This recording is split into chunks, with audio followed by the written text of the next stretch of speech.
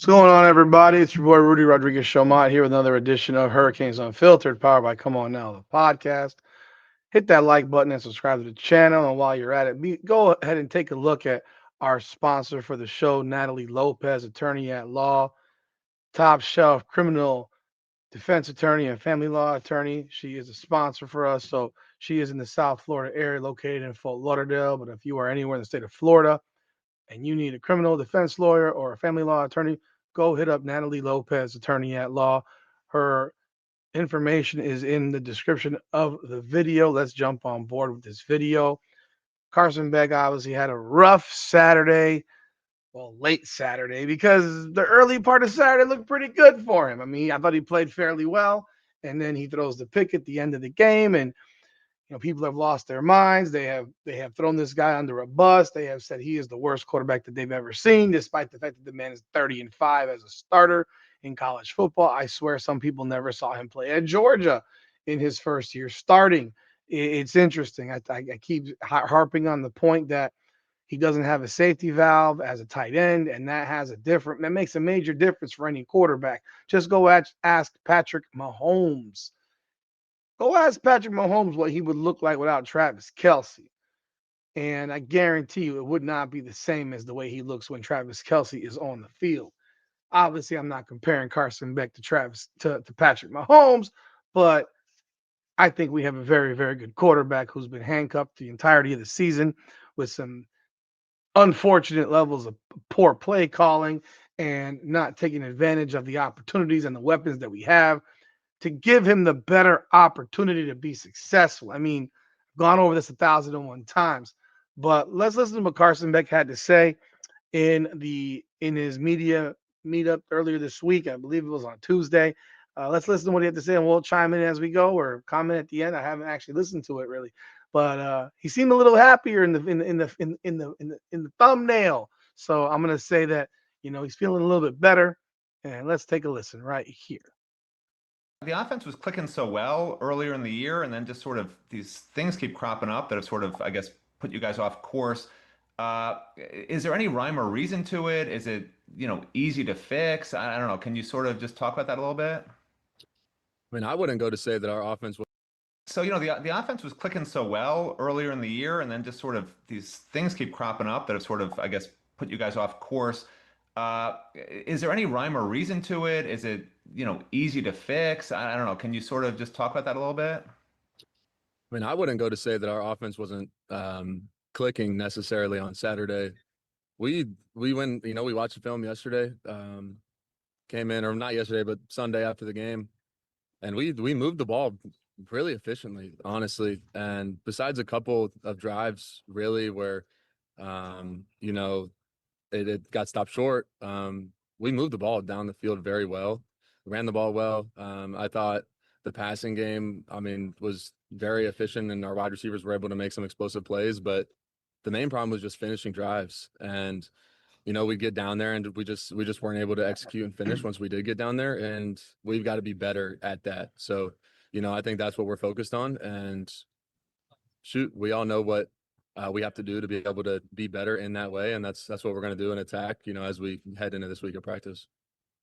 Man, he was so nice there, so sweet. Yeah, we moved the ball, and then the coaches decided that we should run the ball on 4th and 1 and on 3rd and 1 and run into the back of a bunch of back into the wall and not throw the ball anywhere more than 3 yards away. I mean, again, how do you blame this guy for this stuff when you're seeing on the field what's being called? I mean, I don't know. Okay, well, I was referring more. I mean, it just seems like you guys are sort of shooting yourselves in the foot with 5 drops, 7 penalties on offense. I was sort of referring to that. I mean, is that something that's easily fixed? It's just discipline. That's all it is. And each and every day we attack that and we work through it. And everyone makes mistakes. We just can't take turns doing it. I've made mistakes. I mean, everybody else, has made mistakes. And as a team, we've made mistakes, and we have to do our best to try to eliminate those and continue to play the most perfect and consistent football that we can. Put ourselves in good situations, keep ourselves ahead of the chains, not get behind the chains, kind of like you're saying. And yeah, all of that is controllable 100%. And again, it takes all 22. It takes all 22 on offense and defensive side of the ball, and that's what we're going to do and continue to attack as, we look to finish the season and go 1 week at a time. All right, next up we'll go to Jordan and then Adam. Yeah, hey, Carson, 2 questions. First off, you guys didn't have CJ last week. It looks like he's going to be out for a little bit longer. The rest of your receiving core, JoJo Trader stepped up. You saw some plays from Keelan Marion. Just how would you feel about some of the guys who may not have had as much production earlier in the season, what they did on Saturday, and how you hope to build on that with them moving forward? Yeah, I believe we have a lot of depth in that room, and I feel like that's shown throughout the season, even though there's some younger guys that haven't maybe had the production like maybe CJ has had throughout the year. We have a lot of depth and a lot of talent in that room, and I think that came alive and was shown very well on Saturday during the game. So obviously we have full trust and faith in every single one of those guys that goes out there on the field, and we're working throughout the week, walking through stuff, watching film together, getting a bunch of reps in practice. So again, when we go out there on Saturday, I have full trust and faith in them that they're going to go out there and make plays just like they did last Saturday. And you spoke. I don't think there's any worry from Carson Beck about his players making plays. I don't think there's any concerns about that. The issue remains calling plays that attack defenses and not treating him like the JV quarterback. I keep harping and repeating it. I feel like I'm a flicking broken record. Call some plays to let this guy be successful. Let's have some level of creativity.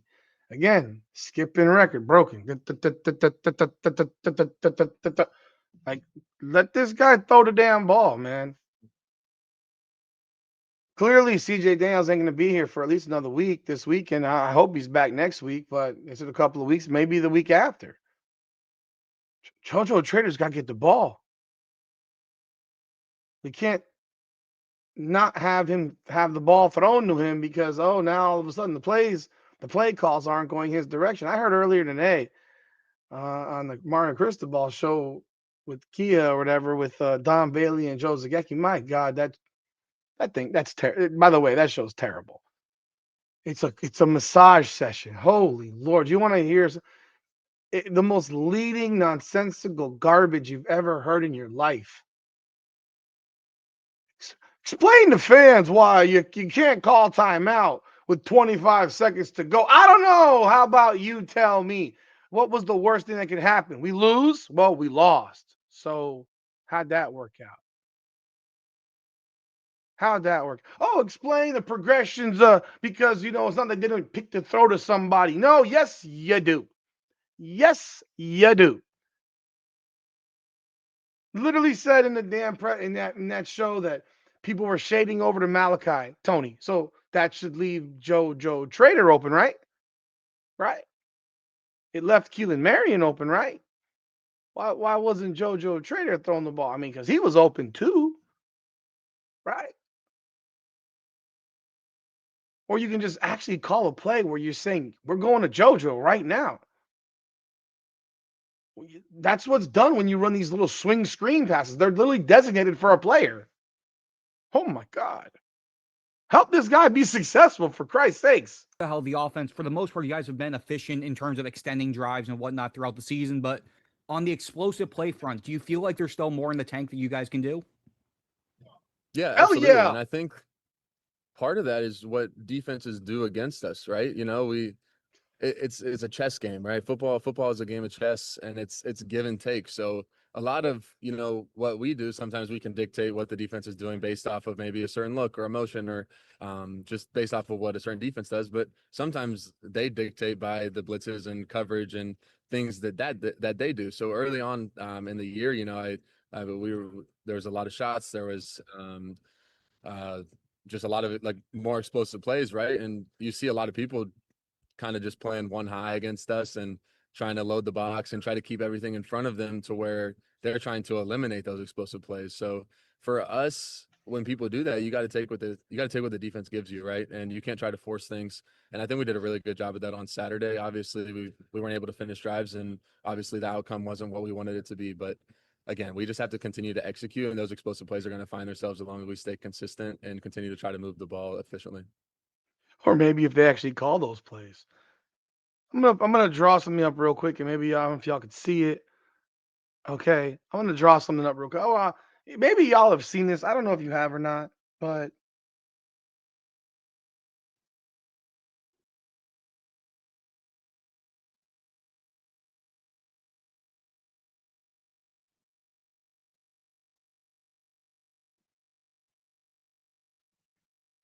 have you seen anything run like this all season? It's basic. It's very basic. Have you seen anything run like this?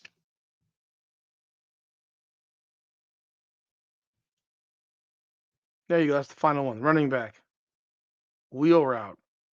Have you seen anything run like this all year? Maybe it has. But you're basically, I don't know. You never see this area of the field touched. That circle right there. You mean the middle. Our typical stuff looks like this. Bunch. Dun, dun, dun. Boom. Pass. Block. Block. It kind of looks like that, right? That's what it typically looks like. Swing pass. I mean, that's a play call for somebody, right? I'm crazy, I guess. Adam will go to you and then Chris. Hey Carson. So just since Saturday, you guys are in now a bit of a tougher spot, looking ahead to the rest of the season and potential postseason stuff. How have you guys worked on, as elite who are older leaders on the team, worked on making sure everybody's still locked in, even though, the path forward might not be quite as clear. How do you guys stay focused, stay locked in, make sure everything, everyone's still working as hard as they can? I can speak personally. We just have to control what we can control, and that's my mindset on it. Again, almost a year ago, right? Almost 11 months ago on the date, I tore my elbow, and football got taken away from me for a long time. So for me personally, I'm just blessed and thankful to have the opportunity to be able to come out here every single day, practice, have energy, be with these guys, and still have 4 guaranteed games left to go play and give it everything I have and give everything to this team and for these guys. So again, it's just having gratitude, I think, is the most important thing, and understanding the position that we're in. What's happened has happened, and we can't control what is, going to come either. All we can do is just control each day, day by day, and continue to get better, and then go out and execute on Saturday. That's literally all you can do as a person, as a player, as an athlete. Don't mind the little thing on the top. I kind of messed up on the screen record, so my apology. But you can't do a whole lot more than what you can do. And what you can do is you can practice smart, you can practice fast, you can practice hard, you can be efficient, you can be focused, you can be um, clean, and you can do all those things and then bring that into the game. You can only control what you can control.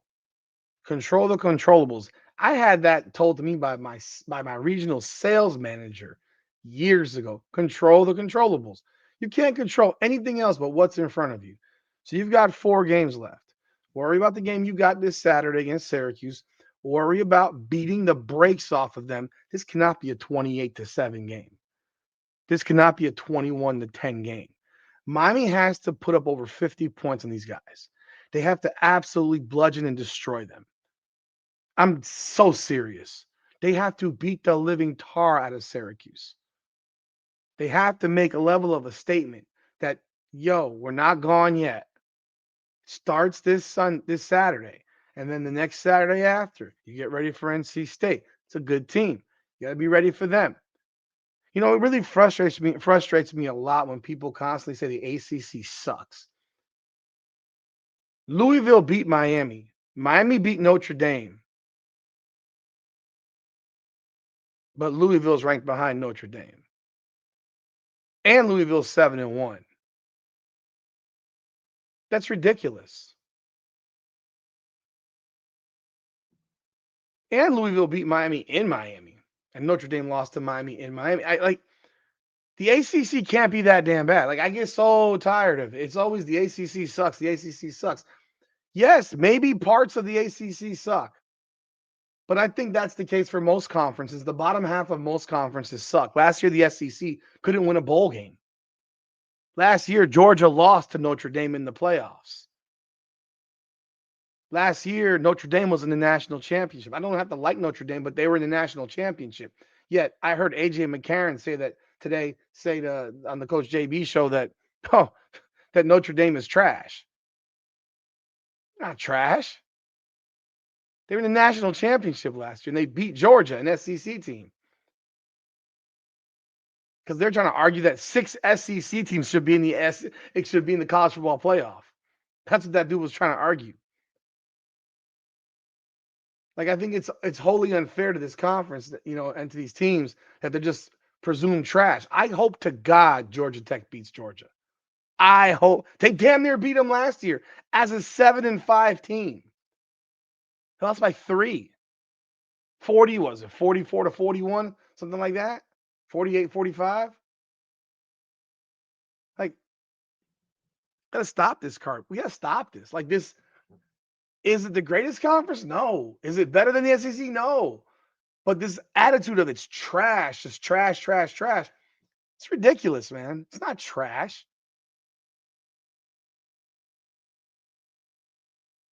It might not be as good as others, but it's not trash. And that narrative is just, it clouds everything in terms of the college football landscape. And I think it's ridiculous. But let's continue. Let's finish this up. I kind of deviated. Sorry. All right, Chris, you'll wrap us up. Carson, on that final play, as you've had time to watch it again, I'm just curious your thoughts on it. And then also, how do you process that in terms of when a game ends the way that it does, like that for you? Just essentially putting it behind you, getting ready for next game. Just how, if you could explain that, that'd be great.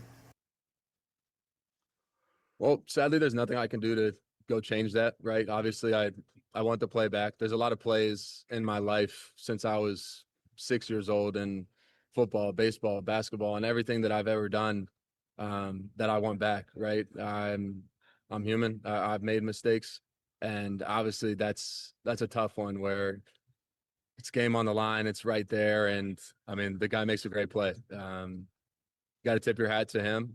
He undercut it and made a great play on it. So again, obviously, you wish you could go back and change it, but I can't, and I have to move on and continue to get better and continue to play consistent and do what I can for this team and these guys around me. And again, that's what they deserve from me, and that's all I can really do. I can't go back and change it, and I can't think about what's to come. I just got to stay in the present and continue to try to get better and better and finish the season off the right way.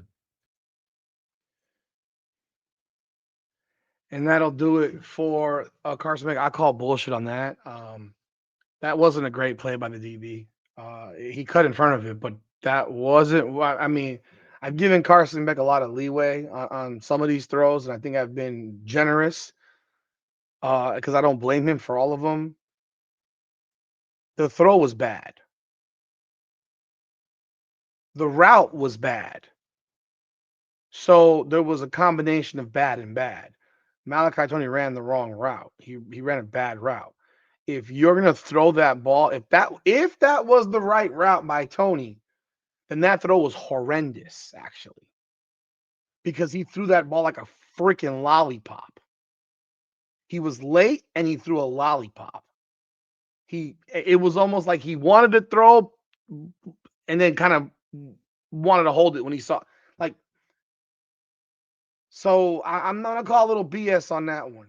That ball was thrown late and behind, but if Tony runs straight across, at worst that's an incomplete pass. More than likely Tony catches it and scores. More than likely he catches it and scores. But if that was the right route by Tony, then that ball was thrown like trash, and that was a horrendous throw. So he says the guy made a great play.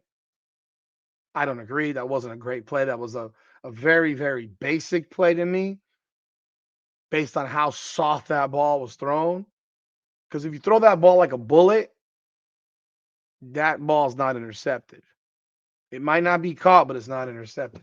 Anyhow, y'all let me know what y'all think about Carson Beck's comments. Love to hear what you have to say. Like the video and subscribe to the channel. Leave a comment. Let me know y'all thoughts. Appreciate y'all. And we'll be here for another one before this week is done. We got our predictions and our keys. They're still coming. So game time again, 3:30 p.m. on Saturday at the Hard Rock. Make sure you're there, man. This is Hurricanes Unfiltered, powered by Come On Now, the podcast. Come on now.